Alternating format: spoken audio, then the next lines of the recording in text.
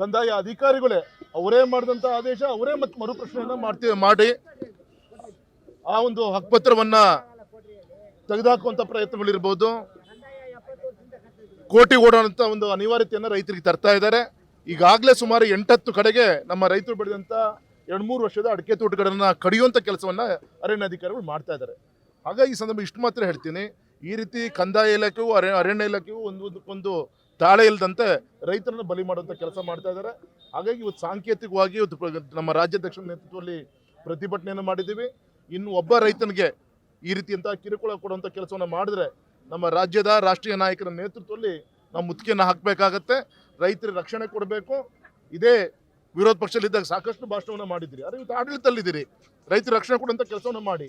ಯಾರೋ ಒಬ್ಬ ವ್ಯಕ್ತಿ ಅಫಿಡವಿಟ್ ಹಾಕಿದ್ದಾನೆ, ರೈತ ಅಧಿಕಾರಿಗಳನ್ನ ಪಾರ್ಟಿ ಮಾಡಿದ್ದಾನೆ ಅಂತ ಹೇಳಿ ಇವರು ತಮ್ಮ ಬೀಸೋದೊಣೆಯನ್ನು ತಪ್ಪಿಸ್ಕೊಳ್ಳೋಂಥ ಪ್ರಯತ್ನವನ್ನು ಬಿಟ್ಟು ಕೋರ್ಟಲ್ಲಿ ಹೋಗಿ ರೈತರ ಪರವಾಗಿ ವಾದವನ್ನು ಮಾಡಬೇಕಾಗಿತ್ತು. ಇವರು ಕೋರ್ಟಲ್ಲಿ ಹೋಗಿ ಆ ರೈತರು ಏನು ಸಾಗುವಳಿ ಬಂದಿದ್ದಾರೆ, ಅವ್ರ ಜೀವನ ಪಠ್ಯಪಡಿಗೋಸ್ಕರ ಮಾಡ್ಕೊಂಡ್ಬಂದಿರೋದು. ಹಾಗೆ ರೈತರ ಪರವಾಗಿ ನಿಲುವನ್ನು ತೆಗೆದುಕೊಂಡು ಕೋರ್ಟಲ್ಲಿ ವಾದ ಮಾಡಬೇಕೇ ಹೊರತು ಈ ರೀತಿ ರೈತರ ವಿರುದ್ಧ ಈ ರೀತಿ ಅಂತ ಏನು ವಿರುದ್ಧ ನಡ್ಕೊತಾ ಇದ್ದೀರಿ, ತಪ್ಪಿದು. ಇದ್ರ ಪ್ರತಿಫಲನೆ ಇವತ್ತು ನಾವೆಲ್ಲರೂ ಕೂಡ ಹೋರಾಟವನ್ನು ಮಾಡಿದ್ದೀವಿ ಮತ್ತು ಈ ಸಂದರ್ಭ ನಾವು ಖಂಡಿಸ್ತಾ ಇದ್ದೀವಿ ಸರ್. ಈಗಾಗಲೇ ಕ್ಲಾರಿಟಿ ಆಗಿದೆಯಲ್ಲ ಸರ್, ನಮ್ಮ ರಾಜ್ಯಾಧ್ಯಕ್ಷರ ನೇತೃತ್ವದಲ್ಲಿ ರಾಜ್ಯದ ಹೋರಾಟಗಳು ನಡೆದಿದೆ. ಮೊನ್ನೆ ನಮ್ಮೆಲ್ಲ ಸಂಸತ್ ಸದಸ್ಯರು ಹೋಗಿ ಮನವಿಯನ್ನು ಕೂಡ ಕೊಟ್ಟಿದ್ದೀವಿ, ಸ್ಪಷ್ಟವನ್ನ ಕೊಟ್ಟಿದ್ದಾರೆ ನಮ್ಮ ಕೇಂದ್ರದ ರಸಗೊಬ್ಬರ ಸಂಬಂಧಪಟ್ಟಂತ ಸಚಿವರು.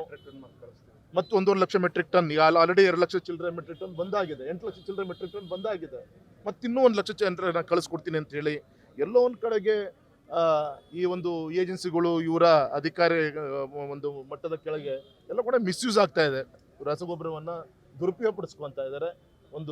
ಎಲ್ಲೊಂದು ಕಳ್ಳ ದಾರಿಯೆಲ್ಲ ಮಾರಾಟ ಆಗ್ತಿದೆ ಅಂತ ಅನಿಸ್ತಾ ಇದೆ. ಹಾಗೆ ಸರಿಯಾದ ರೀತಿ ಸ್ಪಂದನೆ ಮಾಡಬೇಕು ಅಂತ ಒತ್ತಾಯ ಮಾಡ್ತಾರೆ. ರಾಹುಲ್ ಗಾಂಧಿ ಅವರು ವ್ಯವಸ್ಥೆನೇ ಪ್ರಶ್ನೆ ಮಾಡ್ತಿದ್ದಾರೆ. ಯಾವುದೇ ನೈತಿಕತೆ ಇಲ್ಲ ಸರ್. ಕರ್ನಾಟಕದಲ್ಲಿ ಅವರು ಸರ್ಕಾರ ಆಡಳಿತಕ್ಕೆ ಬಂದಾಗ ಪಾಪ ಅವರಿಗೇನು ಅನಿಸ್ಲಿಲ್ಲ. ಅವರಿಗೆ ಪಂಜಾಬಲ್ಲಿ ಕಾಂಗ್ರೆಸ್ ಸರ್ಕಾರ ಆಡಳಿತಕ್ಕೆ ಬಂದಾಗ ಚುನಾವಣಾ ಆಯೋಗ ಎಲ್ಲ ಸರಿ ಇತ್ತು. ಆದರೆ ಇವತ್ತು ಚುನಾವಣಾ ಆಯೋಗನ ಪ್ರಶ್ನೆಯನ್ನು ಮಾಡುವಂಥ ಒಂದು ಸಂವಿಧಾನಬದ್ಧ ಒಂದು ಸಂಸ್ಥೆಯನ್ನು ಪ್ರಶ್ನೆ ಮಾಡ್ತಾ ಇದ್ದಾರೆ. ಜನ ನಗ್ತಾ ಇದ್ದಾರೆ ಇವರ ನಡವಳಿಕೆಗಳನ್ನು ನೋಡಿಕೊಂಡು. ಈಗ ಒಂದು ರಾಜಕಾರಣವನ್ನು ಕಣ್ಣು ಮುಂದಿಕೊಂಡು ನಾಳೆ ಬೆಂಗಳೂರಿಂದ ಅವರ ಒಂದು ಹೋರಾಟವನ್ನು ಶುರು ಮಾಡ್ತಾ ಇದ್ದಾರೆ. ಜನ ಇದಕ್ಕೆ ಸರಿಯಾದ ರೀತಿಯಂಥ ಉತ್ತರ ಈಗ ಆಲ್ರೆಡಿ ರಾಜ್ಯದಲ್ಲಿ ದೇಶದಲ್ಲಿ ಕೊಟ್ಟಾಗಿದೆ. ಇನ್ನು ಕೂಡ ಇವರ ಒಂದು ಅಸಮರ್ಪಕವಾದಂಥ ಒಂದು ನಡವಳಿಕೆಗೆ ಉತ್ತರವನ್ನು ಕೊಡ್ತಾರೆ. ರಾಹುಲ್ ಗಾಂಧಿ ಅವರ ಟ್ರಂಪ್ ಹೇಳಿಕೆಗೆ ಧ್ವನಿಗೂಡಿಸಿದ್ರು, ಅದು ಅವ್ರ ಪಕ್ಷದಲ್ಲೇ ವಿರೋಧ ವ್ಯಕ್ತ ಆಗ್ತಿದೆ. ಭಾರತ ಆರ್ಥಿಕ ವ್ಯವಸ್ಥೆ ಸತ್ತೋಗಿದೆ ಅಂತ ನಾಚಿಕೆ ಆಗ್ಬೇಕು ಸರ್. ಮೊನ್ನೆ ಪಾರ್ಲಿಮೆಂಟಲ್ಲಿ ಚರ್ಚೆ ಆಯಿತು. ಈಗ ನಮ್ಮದೇ ಆದಂಥ ಒಂದು ಆರ್ಥಿಕ ಸದೃಢತೆಯಲ್ಲೇ ದೇಶವನ್ನು ಕಟ್ಟುವಂಥ ಕೆಲಸ ಮಾಡ್ತಿದ್ದಾರೆ. ಟ್ರಂಪ್ ಅವರು ನಮ್ಮ ಆರ್ಥಿಕ ನೀತಿಯನ್ನು ಪ್ರಶ್ನೆ ಮಾಡುವಂಥ ಪ್ರಯತ್ನವನ್ನು ಇಂಡೈರೆಕ್ಟ್ಲಿ ನಮಗೆ ತೊಂದರೆ ಮಾಡಲಿಕ್ಕೆ ಏನು ಬೇಕು, ಅದು ಎಸ್ಪೆಷಲಿ ಮೊನ್ನೆ ನರೇಂದ್ರ ಮೋದಿಜಿಯವರು ಪಾರ್ಲಿಮೆಂಟಲ್ಲಿ ಉತ್ತರವನ್ನು ಕೊಟ್ಟರು. ಆಪರೇಷನ್ ಸಿಂಧೂರ್ ವಿಚಾರದಲ್ಲಿ ಯಾವುದೇ ಕಾರಣಕ್ಕೂ ಕೂಡ ವಿರಾಮ ಕೊಡುವಂಥ ವಿಚಾರದಲ್ಲಿ ಅಮೆರಿಕದ ಅಧ್ಯಕ್ಷರು ತಲೆ ಹಾಕಿಲ್ಲ, ಅದು ನಮಗೆ ಸಂಬಂಧನೂ ಇಲ್ಲ ಅಂತ ಸ್ಪಷ್ಟತೆ ಕೊಟ್ಟಾದ ಮೇಲೆ ಈ ರೀತಿಯಾದಂಥ ಒಂದು ಹೇಳಿಕೆಗಳನ್ನು ಅಮೆರಿಕದ ಅಧ್ಯಕ್ಷರು ಏನು ಮಾಡ್ತಾ ಇದ್ದಾರೆ.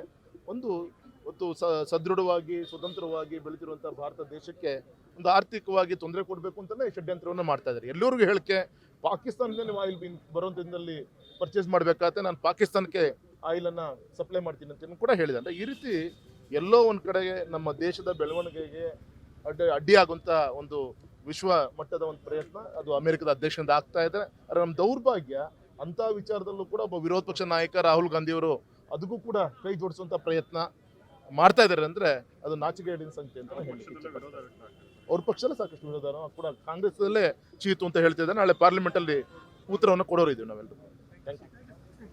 ಶುದ್ಧವಾಗಿ ಧರ್ಮಸ್ಥಳದ ಮಂಜುನಾಥೇಶ್ವರ ಸನ್ನಿಧಾನದಲ್ಲಿ ಒಂದು ಆಧ್ಯಾತ್ಮಿಕ ಕ್ಷೇತ್ರದ ಒಂದು ಶಕ್ತಿ ಅದು. ಅದಕ್ಕೆ ಕೆಲವು ಕಳಂಕ ತರಬೇಕು ಅನ್ನೋದು ಕೂಡ ಪ್ರಯತ್ನ ನಡೀತಾ ಇದೆ. ಸಾಕಷ್ಟು ವರ್ಷಗಳ ಚರ್ಚೆ ಆಗ್ತಾ ಇದೆ. ಆದರೆ ಒಮ್ಮೆ